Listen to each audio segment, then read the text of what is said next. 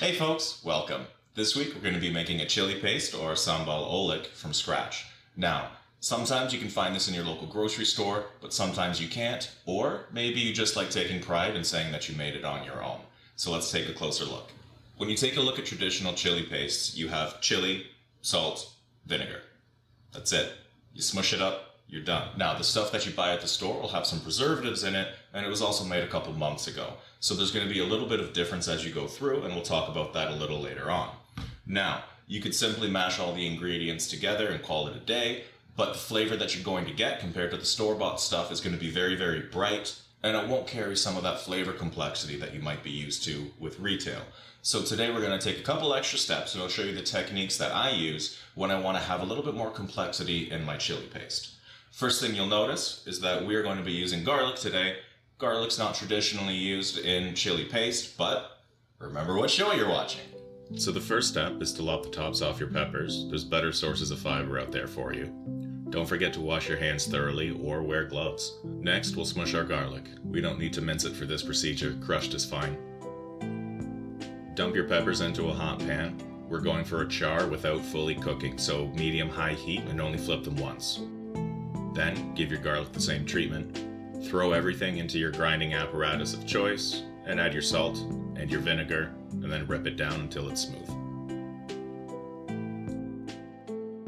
So, we have our homemade chili paste done. Now, the biggest thing that you'll notice is the color difference. The very, very freshly ground peppers are a astoundingly bright red.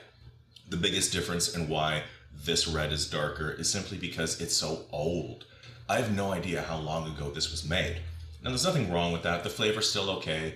It's definitely safe to eat. They put preservatives in it. It's fully loaded with salt. You're good to go. Nothing wrong with it. But fresh.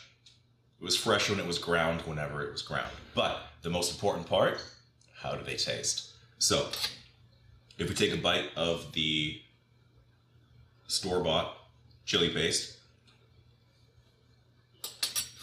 the acid is very prominent. You don't get a lot of sense of fruit from the chili. You do get some heat coming through, but it's a lot of vinegar and salt with a little bit of pepper on the back end. And then if you sample what we made today,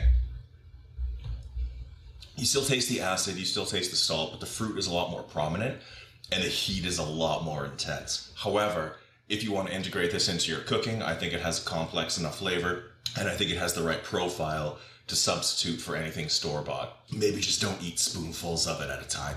Thank you guys so much for watching today. I hope you enjoyed me suffering the consequences of my own actions. If you notice any mistakes that I made, or if you have any recipes that you want to see me try, please leave a note in the comments below. Otherwise, if you try this on your own, let me know how it turns out. Thanks again for watching, and we'll see you next time.